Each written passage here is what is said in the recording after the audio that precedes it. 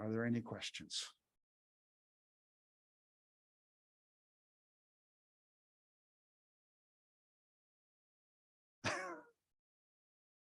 Any questions over the net?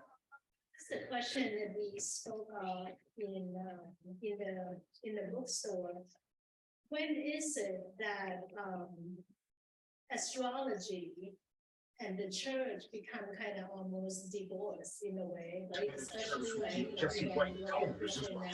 seeing reading tarot cards or any esoteric thing that beyond what the Bible said to be some sort of evil doing? The latest example of that, the latest instance of that is with the Protestant Reformation, and the various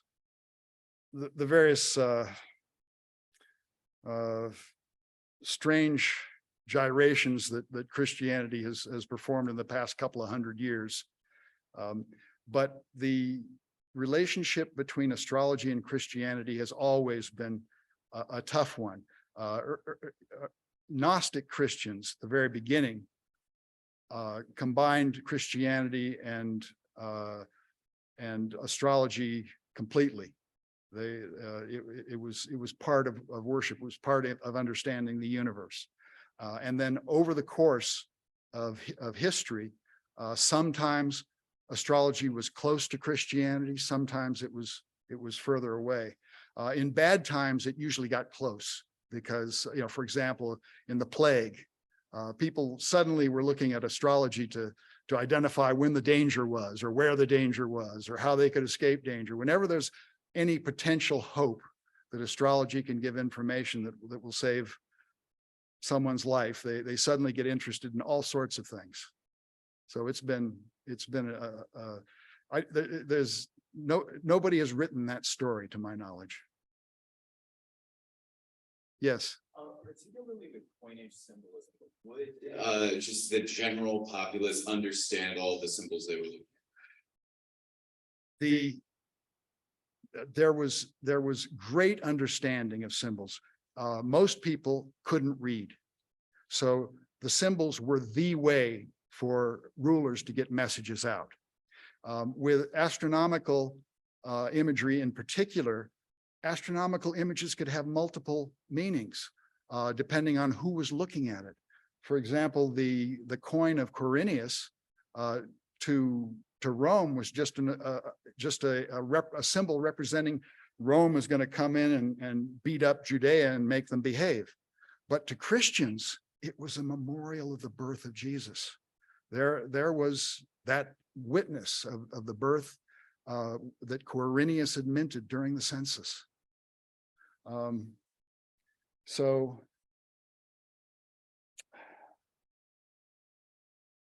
it's, does that answer your question? Yes. Dennis. Who were interpreting these astrological signs at the time? Because they didn't obviously have astronomers, as we now know, or astrologers. So who were tasked with or responsible for interpreting these? Would it have been priests at this period? Who were the equivalent then of what we would call astronomers or astrologers today? Well, at 2,000 years ago, everyone was an astrologer. Everyone was looking up into the skies. And this is why, there's all of this controversy about what is the true sign of Bethlehem. Is it all these stars meeting together at one point? Is it the one that I described? The one that I described has a virtue of being translated into symbols on Roman coins, and thus was something that could be referred to and pointed to, and people would say this coin was minted during the birth of Jesus, because where Quirinius conducted the census at that moment. Everyone was looking for signs in the sky, and everyone was looking for someone who could interpret it better than anyone else around. It's as far as I know, magi were there were a lot of magi in Parthia to the east of Judea, and there were very few in Judea.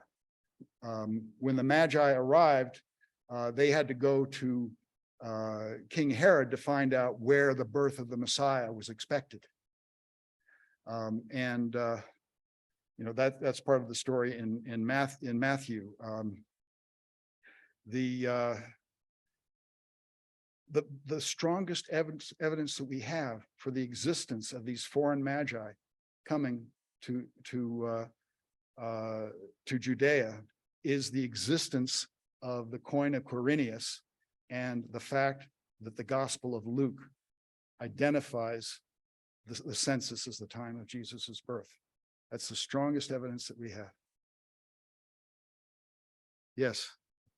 Could you expand a little bit more on when you said the spirit enter Cancer and then leaves at the sign of Capricorn? I find that interesting, it being the sign of that tend to represent the moon and the mother, and the Capricorn tend to be the sign that represent, kind of masculine energy. So I'm kind of curious when you're talking about how the spirit entered Cancer and how it's kind of almost in some way exiting Capricorn, what you were touching on, what your reflection on that?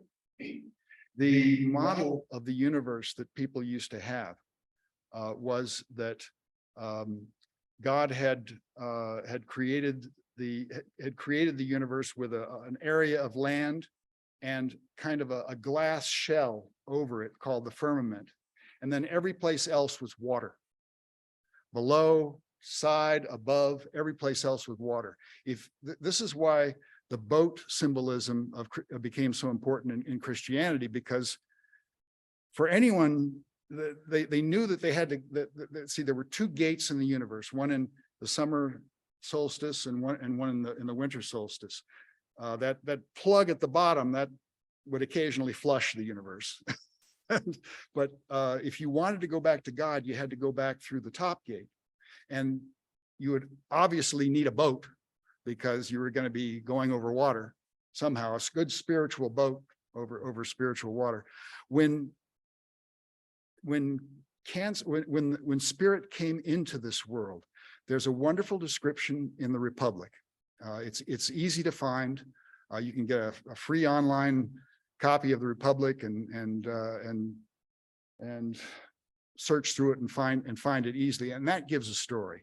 And then there are myths that give the story. There's the story of I believe Actaeon, who he was the son of Apollo and tried to drive a chariot, and he's represented, chariot in the sky, and he's represented by that constellation right next to Cancer. And it's just all of the constellations there just feed right down to the Eridanus wetland. And if you want to know what the Eridanus wetland looks like, it looks like this, with all the animals and plants in it. This is the Eridanus wetland. And this is the northern sky with the constellation Draco the dragon going over to this replaces the constellation Heracles. This is an ichneumon. It's a combination of the word for foot and spirit. It's the footprint that you step on when you're stepping out of this universe. There's all sorts of really interesting references in these pictures to stories, and it's not always the same story. There are lots of myths about it, but it's just that one area of the sky where you can see it. You can see the path of spirit coming down, and the importance of the astrological ascent sky. It's just astounding to me to see these the Migdal stone and the temple menorah as essentially referring to the astrological ascent sky.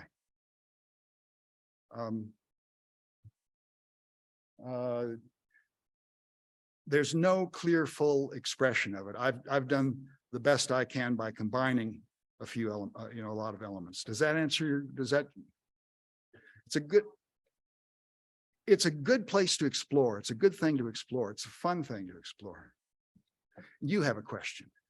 Can you say more about St. George and how it relates to Keto? Does he relate to that? Then he piercing a dragon? Oh, about, can I say more about Sagittarius piercing the dragon? This is my interpretation. I believe that Sagittarius on that Gnostic amulet, spirit has, it represents astrological descent, the fall from the sky. And that makes sense to me because what you're doing with an amulet is you're trying to attract the attention of the evil eye, to protect the wearer. You want it to focus on the amulet, not the wearer who's wearing the amulet. I'm not quite sure how that works, but you want the evil eye to look at that and say, okay, that person doesn't need any attention. I don't need to worry about that person because that person is just a fallen person. But on the other side of the amulet, there's this expression that this person has actively taken the step to say, no, I am not going to allow my soul to remain trapped in this universe. I am going to rise through the constellations of astrological ascent through a series of 7 initiations that would happen in Gnostic Christianity. And then finally at death, I would be free to rise. I would actually have practice for facing anyone who met me at any of the steps, Capricorn, Aquarius, Pisces, and so on. And I would be able to get through each of those steps and rise to the Cancer gate and then return my spark of spirit, return it to God.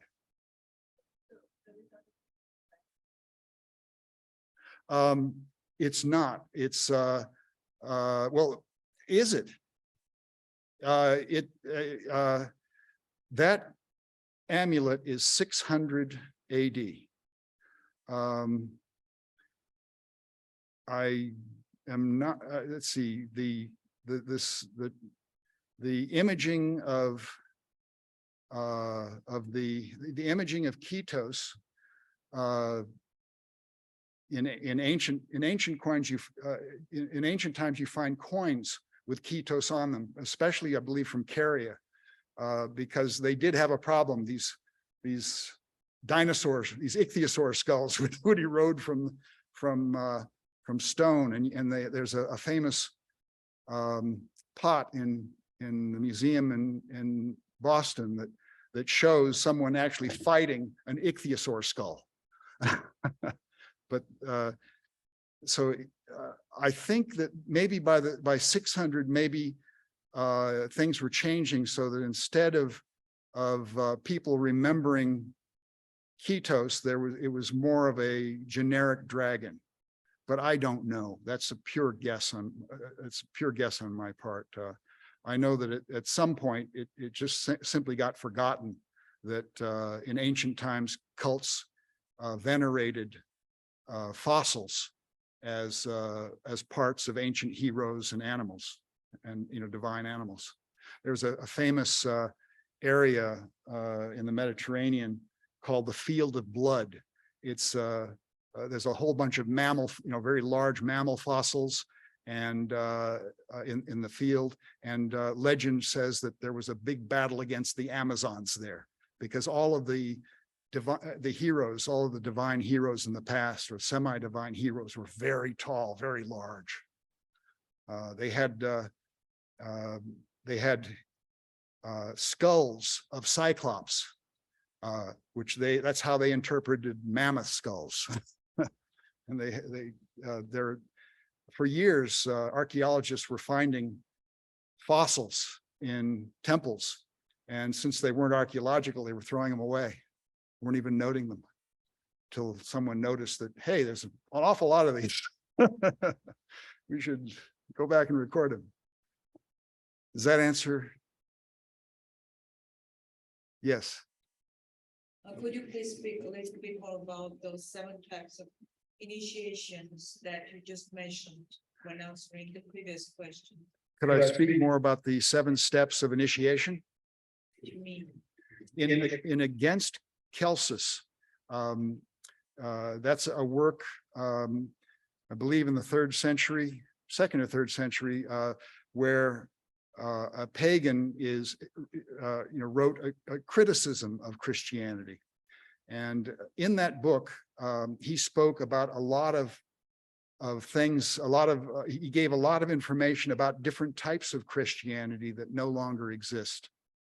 And he was giving examples of, well, Christianity has initiations, and other cults have initiations. So, there's nothing new there. It's exactly the same. He was doing that kind of arguing about why Christianity was nothing new and nothing to take terribly seriously. And in that he describes a practice by the Ophians, who were a sect of Gnostic Christians who had special diagrams. They would actually position people on a floor with diagrams, and people would undergo initiations. Gnosticism required that people study, that they study on their own, they study with masters, and that they incorporate knowledge into their life, knowledge of spirituality, direct perception of spirituality into their life. And they marked progress through initiation ceremonies. And there were thought to be 7. And my guess is that these were considered practice initiations for the real initiations once you died, and then your soul would go into each of these steps represented by the different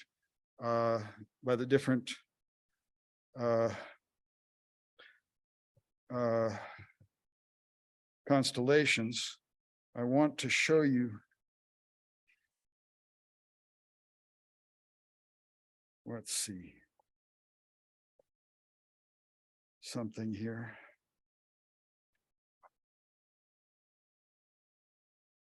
Oh.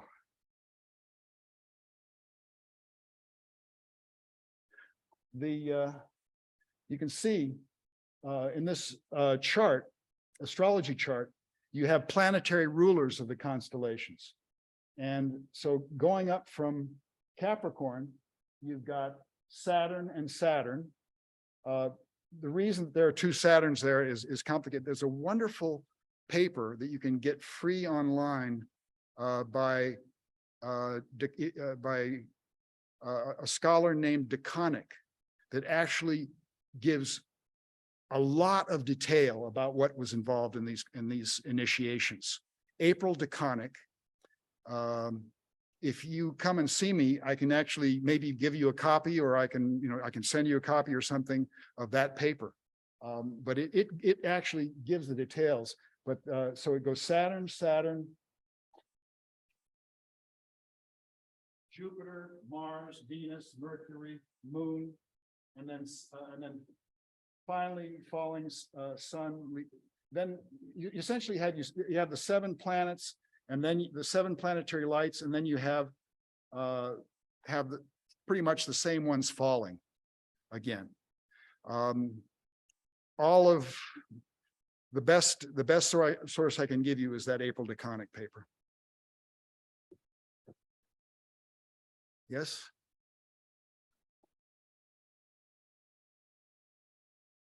Thank you very much for coming. I'm so grateful to share this information.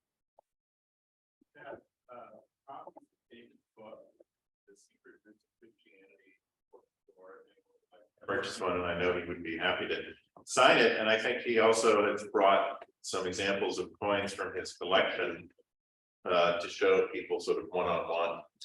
If anyone would like to join us in the bookstore. Well, I have the coin of Quirinius that was minted, supposedly, according to Luke, minted around the time of the birth of Jesus.